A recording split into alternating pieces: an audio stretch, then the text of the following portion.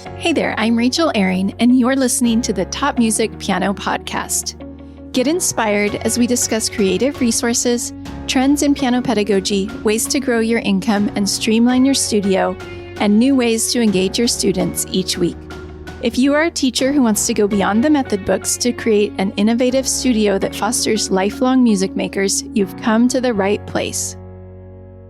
Today, I have the privilege of interviewing Susan Staples Bell. If your students have played any of Susan's music, you know how fun and creative it is, and you are about to find out that Susan is just as fun and creative as her compositions. I had a great time getting to know Susan, and I know you're going to enjoy this episode. Susan Staples Bell is equal part composer and instructor, with her main focus being on creating exciting sheet music and educational resources for piano teachers and their students. She loves to draw students in with some fun music, then intrigue them when they discover there's really lots more learning here than meets the eye. Susan has served the music community for over 30 years in various positions: church musician, accompanist, praise band pianist, and choir and handbell director, middle school band director, and piano instructor. For the last decade, her studio has been in the San Antonio, Texas area. Each of these positions has given her unique experiences that shape the music she writes. Here's my interview with Susan. Hi, Susan. Welcome to the show. Can you introduce yourself and tell us a little about your teaching studio and business? Hi, Rachel. Yeah, of course. Thank you so much for inviting me. I'm really excited to be here. I've been a piano teacher for a really long time, and I was blessed to teach students all over the world. My husband was in the Navy for 30 years. So we moved all over the world, and 9 times, by the way, and I had to rebuild my studio every time we moved. But when my husband retired, we moved from Virginia to Texas, and I've been in the San Antonio area for 11 years. I currently have an active studio of 25 students. We enjoy 2 recitals a year. We play in the San Antonio Ragtime Festival, participate in Achievement Auditions, which is our local MTNA chapter, and we do some fun piano parties. But that's my studio. My music business, it was my lifelong dream to publish, and the internet has made that possible. So I started publishing at Sheet Music Plus in 2019. And I opened my website in March of 2022. Wow, so that's pretty recent. You haven't been publishing music for that long, and you have so much of it. I work really hard. I have over 400 pieces on my website, and I have 85 arrangements at Sheet Music Plus. Yeah. When I retired, I decided, I've got to give my whole heart to this. And I guess I'm really not really retired because it doesn't sound like it. I teach piano students, and I'm the pianist at First United Methodist Church in New Braunfels. So I do all the cantatas and all that stuff, choir practice and company every Sunday. And then, of course, I run my website, which I do everything myself. I do marketing and, everything. So, yeah, but it's so cool. I love it. And it keeps me active and involved. And it's fun. That's amazing, Susan. Oh, I'm so excited to get to learn more about you today. So can you tell us how you got started in composing? You told us kind of how you started publishing, but did the compositions start before that? Yeah, I think it's kind of been part of who I am all my life. I started piano when I was 6 with a traditional teacher who used to hit my hands with a ruler, But then when I got into middle school, my parents kind of bribed me with jazz lessons. So I started taking lessons with Red Camp. And he was a kind of a famous jazz musician in the 50s, but he taught me about chords and improvisation. So I started noodling and kind of having fun. And then in middle school, some of my friends said, hey, let's play together. And I said, well, I can write it down. So I started arranging and in middle school and high school. And then, of course, I started teaching like 1990 piano students. And so I've been writing for them for years. So, just part of who I am. Yeah, it sounds like it. Wow. Can you kind of give us a broad overview of the music that you've written and published? Are they mostly arrangements or originals and the levels? Whatever you want to share with us about that.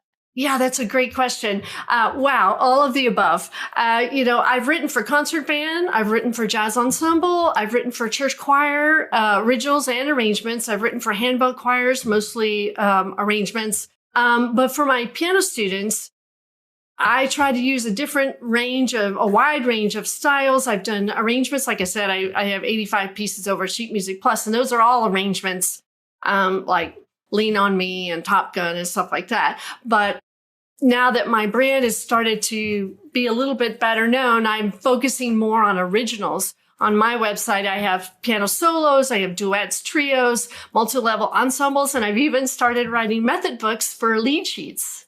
Oh, interesting. So teaching people how to read lead sheets? Yeah. So my first book was out at Christmas time. I did 20 favorite Christmas songs, all from the very beginning, how to read lead sheets, what to know, what to do. And it took you from Jingle Bells, which was the very beginner, like we're in the key of C and just play a C chord, all the way up to In the Bleak Midwinter, which by then we've introduced a bunch of different patterns, but it's a more intermediate style with flowing left hand. And what do you do? How to read chord symbols, what to do with your left hand. And so that was the first book, and it was hugely popular. So now I've just come up with easy lead sheets that's, again, from the very beginning, but it's only focused on C major. So I give you 9 different lead sheets that I teach you. Well, first we're going to learn what is the C chord, and I tell you what it is. And then I say, the next song, let's just play the name of like the root notes, like a C and a G, and the 9 teaching lead sheets like that have backing tracks. So teachers can just pull out one song and say, okay, a group of 6 kids, we're going to play it. And we play it 4 times. And so it's very interactive. It's a lot of fun. And so that just focuses on C major. Book 2, I haven't started yet, or I'm thinking about it, but it's going to explore other keys, maybe just the major scale keys. And then hopefully book 3 will focus on minors, but modes. I love modes. So I think that would be a really good. And then I provide about 25 extra lead sheets in the back so you can practice all the skills that we learned. That's fantastic. I think that teachers are going to definitely want to check that out, because so many of us are not very comfortable with lead sheets ourselves, but I know that that's something that students want to learn. So we can maybe learn right along with them. Yeah, and it's a really handy skill as a church accompanist. Sometimes I'm asked to play with a praise band. And so, they just give me a chord chart, so I have to make it all up. And I've been a praise band before too, so that's right in my wheelhouse. But also, they brought me a piece the other day and say, oh, well, it's in the key of A, but we really wanted an F. What can you do? I was like, okay, well, let me just take a second. So knowing the chords, even in traditional music, I can just look at something, oh, that's a C chord, and I can work around that. You know what I mean? I don't have to read every note on the page, and it just gives me some freedom. Yeah. Recognizing the patterns and the chords. Mm-hmm. Yeah. Can you talk to us a little about your inspiration? Where do you get your inspiration, especially for some of your original music, because it is so creative? I would love to know where you get these ideas from. Thank you. Yeah, I think the main thing about inspiration is it can come from anywhere. And as long as I know what the idea is that I want to express, that's where I have to go for my inspiration. So it's different for every song. For instance, I have a series called Castle Tales. Castle Tales was kind of inspired by my love of medieval music and modes, as I mentioned, but also you hear medieval music in video games. Our son is a 3D video game artist, and he got me into playing. I can't tell you any of the names, but he picks them out and says, here, Mom, do this. And I noticed the music, and I said, oh, I love the way that sounds. And I love creating music that express emotions and tell a story. I think Castle Tales, loving that kind of music, but also I would look for pictures of castles, and then I would try to imagine, well, what kind of story happens here, and how can I express that musically? So each one's different, but, for instance, I have a collection called Galactic Adventures, and that was for my elementary students who love space. And how can you describe space? Well, the quintessential space description is the whole tone scale, right? So one of the songs use that. But yeah, I think if I know what I'm trying to describe, then I look for inspiration in it and it fits together. Does that make sense? Yeah, I love that. So I'm curious, when I sit down at the piano and try to compose, everything always sounds the same. Like I end up in the same keys, the same chord progressions. How do you keep your music from not all sounding the same, but maybe still sounding like you? I don't know. Yeah, I think that comes back to if you know what the question is or what the idea is, everyone's going to be different, right? If you sit down and you try to describe raindrops, it's going to sound different than thunder. I know that's all part of a storm, but if you have something to focus on, I think it's better instead of I used to sit down and say, okay, I'm going to play something in G flat. Well, yeah, it might all sound the same but if you change your way of thinking to saying, I want to describe this, what would it sound like? So for instance, in one of my collections, I have For the King, so it's like a battle cry. It's got to sound bold. It's got to be very strong. I think that really knowing what your topic is can drive your inspiration and make it sound different. However, there is some things that I think that are me that come out in the songs, my style. There's several elements that I focus on. For instance, I really believe strong melody or singable melody. If it's not stuck in my head as I'm working on it, it's not right yet. So that's really important. I think the harmonies are really important. I try never to do 5-7-1. That's so predictable, right? I'd rather do a sus chord or a D or a C, or something that's a little bit different that will say, oh, that's cool. I love for students, I think it's important to have patterns they can grab onto. So if I introduce a rhythmic pattern, you're going to see it maybe in different notes, different places, but it's going to be the same rhythm a lot. So, and then maybe the last time you see it, it might be a little different. Like, oh, she, caught us off guard with that one, that sort of stuff. And I think they should be fun.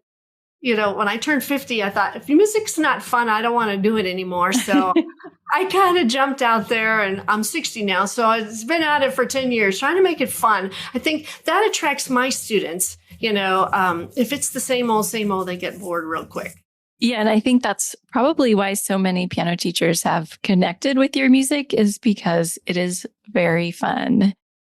Can you share maybe a couple of fun pieces? I don't know if you want to play them or just tell us about a couple of the fun, creative, some of your favorites. Yeah, wow. There's so much to choose from. I know there is. I know. Okay, yeah, maybe I could. So Galactic Adventure is full of this is elementary. I think my sweet spot for writing is kind of late elementary to intermediate. Okay. I figure if I'm having trouble playing, it's too hard, so Funky Gecko is on the edge. It's advanced or early advanced. It's got some syncopated 16th notes, which is really cool. I love that one. One of my favorites from Galactic is called Path to Destiny. And actually it's a trio, but it was so popular I made it as a solo. And I don't know if this is going to work, but I can try it. You can tell me if you hear this.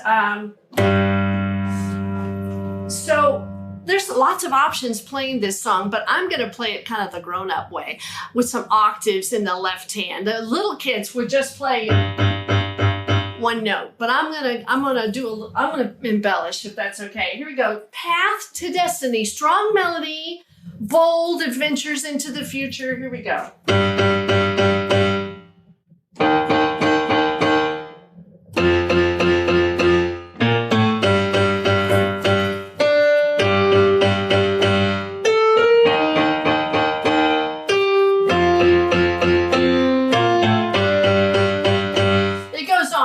But it's very, I had some students play that as a duet. It's actually written for trio, but we did it as a duet. There were two fourth grade boys, and they're just like, oh, it's the coolest song I've ever played ever, So they loved that. Dun, dun, dun, dun, dun. That was one boy, and the other boy had the melody. Dun, dun, dun, dun, dun. So that's a fun one.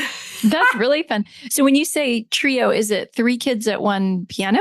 Correct. You can do that one with 3 kids at one piano. The lowest part is that dum, bum, bum, bum, bum. The melody is secundo. It's in the middle. And then the terzo or the top, whatever, just has a little counter melody and some more simple parts. So, because, trios are kind of new for me. I've only written about 6 of them so far. So I'm still understanding how that fits, how you can put 3 kids at a piano. I did a trio for my Halloween recital. I can just talk. You just get me going. I'm getting excited. I love it. Keep going. I have a little trio I did called We Three Goblins. And I have 3 pianos that I bring. It's our Halloween recitals at the park. And so I bring 3 keyboards down there. And I had 9 kids, 3 at each piano. And we played this one. And it was super fun. We just really had a blast with that one. I love that. That's so fun. You were talking about the funky gecko. Is that the one that uses body percussion? Yeah, well, I'm big on body percussion. I like to get kids involved, even if they're younger and they can't play everything. On multi-level ensembles, I'll have them snapping or clapping or saying something. But yeah, funky gecko, it's not written in, but at the beginning, I asked people to slap their legs, because I don't know, I'm just crazy like that. So here we go. Here's just the beginning of Funky Gecko.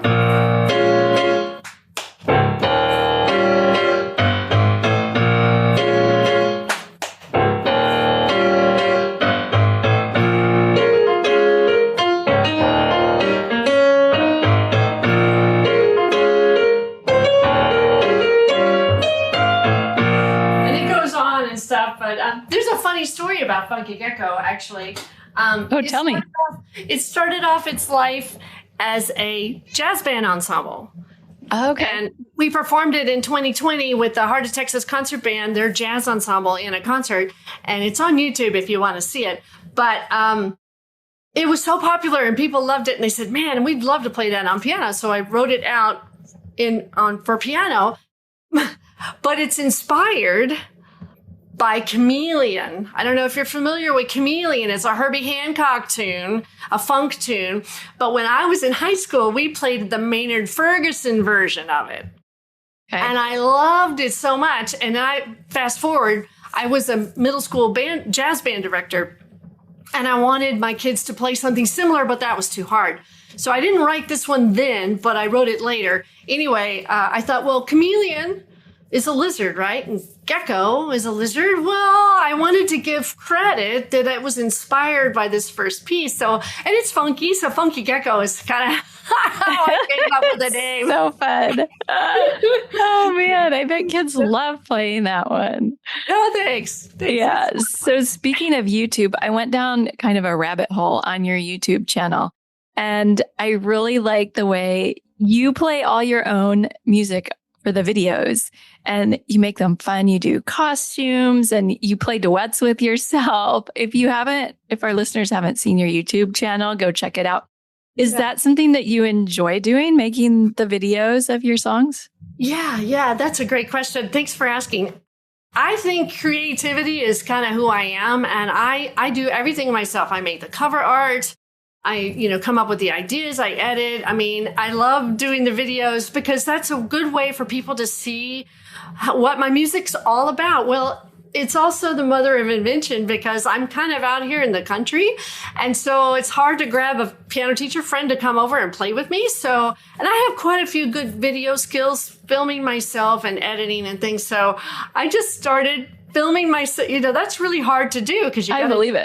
Multiple takes and get it set on and if you look at the early ones, the wall doesn't line up. I mean, it's, oh my God. So it's just super fun. Yeah, like I said, when I turn 50, it's got to be fun. I have one arrangement of, I think it's Don't Stop Believin'. And I actually dressed up for the secundo. I dressed up like Howard Stern. I have a big wig and pilot sunglasses. And I have actually, there's a skit with it too, when I talk, and then myself is the primo, is this 1980s big shoulder pads. You know, I was around in those times. So I just went into my closet and got a big shoulder pads, red jacket and pearls. So I walk up to myself and I say, oh, I'm so happy to play this duet with you. And then the secunda goes, yeah, babe, let's play, you know, something stupid. And I put that out about 3 years ago before people really knew me. And they were like, what is this? This is weird. So I kind of hid it, but it's still up there if you look for it. I think it's still Stop Believin'. Yeah, I know. And I've got Old Time Rock and Roll was another fun one that I did with myself. I dressed up the primos like a 50s chick with the little scarf and leather jacket for the secundo. It should be fun, right? Absolutely. Well, you definitely have made it fun. So can you take us behind the scenes of your composing a little bit? Do you compose on paper? Do you have your favorite software? What's your process for composing songs? Yeah, that's a great question too. I think, like I'll say it again, I'm going to go back to deciding what the idea is first is really key. And I've only been writing like that for the last 4 years. Before I just kind of sat down and wandered around and said, what does that sound like? I don't know. So if you start with a focus, that's really important. Deciding where to go. And then brainstorming. What does that musical idea sounds like? You know, so for instance, maybe Sweet Reflections is one of my galactic thing. It's a little ballad in there. So, it's got to sound pretty. Well, what key does that say to me? Well, I put it in the key of F, you know, because I think it's sweet. Then I look for the image for the artwork to that further inspires me. Once I have a title and an idea of what I'm trying to express, I look for an image and that further says, I'm going to describe this.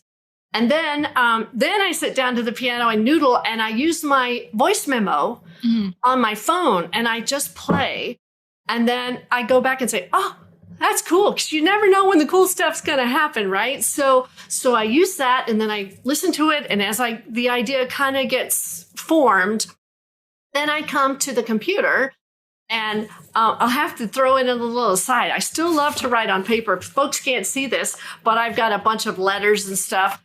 My whole music composition degree was all on paper and pencil and pen because we just didn't have computers then. That was 1987, but I use Finale forever, probably 30 years. And it makes it look so professional. It's easy to edit and very powerful. So I come over, I get it down on the computer. Then I'll usually print and take it back to the piano and edit. Add this here, do this here, letters and stuff. I write in letters. I don't always draw the notes. I put C, B, whatever. After I do that, strangely enough, I make my recording next because I make an example recording of everything I write. And so when I make that recording, I use GarageBand or Logic and I play it on my little handy dandy Clavinova here. This is 1994. I play it into that and I can edit the recording to make it sound exactly like I think it should. And then that recording helps me with the engraving process, is it crescendo here? Is it retard? It's much easier to see what I'm trying to say instead of thinking that first, because I can just play anything, it's easier. So then after I get my recordings done, I usually write out the pedagogical aspects of what this song is. What are we learning? Why are we learning? What teaching tips can I give teachers? What pertinent information do they need to see at a glance? What key is it in? How fast? How many pages? Things like that. And I get that ready and get it on the website. And then I do the video. Okay. Because the video is really part of marketing. And then that's a whole nother story that's overwhelming. But I do all of that too. So you are a busy lady. Thank you. I really like that you mentioned again that concept of deciding on an idea, because I think that's a good thing to take to our students too, when we're encouraging songwriting and improvisation, composition, to decide on an idea first. I know that I've made that mistake with my students of improvise in this key or whatever it is, make up a song in this key without them having an idea. And I think it goes better if they have the idea first, huh? Yeah, in my new lead sheet book, I actually give you 6 improvising / composition activities. In the back, there's easy to print resource, and it tells the concept at the top. The teacher could just print this one page. And for instance, this one is the last one in the book. It's called Your Song. You can call it whatever you want, but it's an idea of understanding chord progression. And on the previous page, I gave you a whole bunch in the book. I gave you a whole bunch of suggestions like, well, let's try this as a ballad. And here's your chord progression: C, E minor, F, G, D minor, A minor, G7. There, I used it. G7 and then C. But I was trying to keep it simple. And I've given them all these tools over, 76 pages in the book. And so now they can try it out on their own. And I always give them both staffs. Lead sheets don't typically have both staffs, but I wanted them to write a melody and I want them to figure out what left-hand pattern they're using. So there's not a concept here except that it's an exercise to get started. Once they've done it a few times, they might say, well, I want my song to be about pizza, and pizza might sound different than I love you. You know what I mean? Once you get that concept, that directs, what key it's going to be and what time signature and those kinds of things. Yeah. So as we're working on exercises for students, it's kind of strict, right? Because there's do this, do this, do this. But once they start doing that, then they can branch out and say, what do I want to say now? Thank you for walking us through that. I like that you've included that in your new books. Can you talk to us a little bit if a teacher is new to your supplemental repertoire? You said you have 400 compositions or over 400. Where would a teacher start? Where would be a good place for them to start with your music? Yeah, that's a great question. My website, I think, is the most all-inclusive place to start. All originals and public domain arrangements are there. I have solos, duets, trios, multi-level ensembles, and the method books. I have other educational things as well. I started doing these lead sheets. I call them educational lead sheets, but I've done about 8 of those already, and now I'm putting it together in a book. But if they start with my website, SusanStaplesBellMusic.com, they'll really get a good sense of what's happening. If they're looking for popular titles like Top Gun and Don't Stop Believin', that sort of stuff, that's at Sheet Music Plus. You go over there and you just type in my name and it'll show you. I have 85 over there. If you want to just sit back and listen, YouTube is great. Susan Staples Bell, piano sheet music to inspire. That's I don't know how many hours I've got over there now, but it's a lot of fun. Yeah, definitely. Was there a music teacher who has influenced you, and either as a pianist, a composer, or a teacher? Yeah, I love that question because it made me think about these folks. I've had thousands of piano lessons over the years. Like I said, I started when I was 6, and it was an older lady that was really, But about 5th grade, I wanted to stop lessons. And so my parents bribed me with jazz lessons. And this older gentleman lived in our city. I'm from Corpus Christi. And he was the coolest guy. He smoked a cigar and we were out on the porch. It was a glassed-in porch. And he taught me about improvising and chord symbols and understanding that sort of stuff. And I think that hugely shaped where I am today. Understanding that there's some freedom playing that way. Actually, it was a little hard to go back to traditional lessons. I mean, I was still taking traditional lessons. In high school, I was studying at the local college, and I was a piano major at Trinity University when I went to get my music ed degree. I always say music's not written in stone. And I look at a piece of music and I just change it on the spot. And that's not too popular with some choir directors, especially. Right. Yeah. So Red Camp was huge influence on my life and just really changed me into a new direction. The other person I want to recognize is Mr. Ram Chavez, who we're still friends on Facebook to this day. He was my junior high band director. I played clarinet for over 20 years as a student, but also I was a band director in a middle school for a while. And Mr. Chavez used to make arrangements of music on the radio, but also like Star Wars, which were big and popular at the time. And so what that said to me is that music can be created by people today.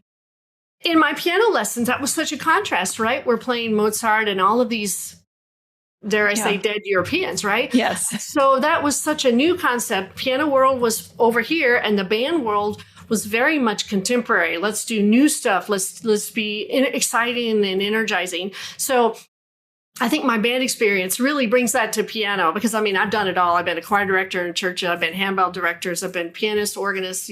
Over the 30 years of moving around, whatever music job was needed, I took it, So I think that idea that music can be created today is really inspired me in some of the decisions I made in my life. And so I want to recognize those two teachers. Thank you for sharing about them. Speaking of creating music today, do you have anything coming soon in the future that we should be on the lookout for? Oh, gosh, thanks for asking.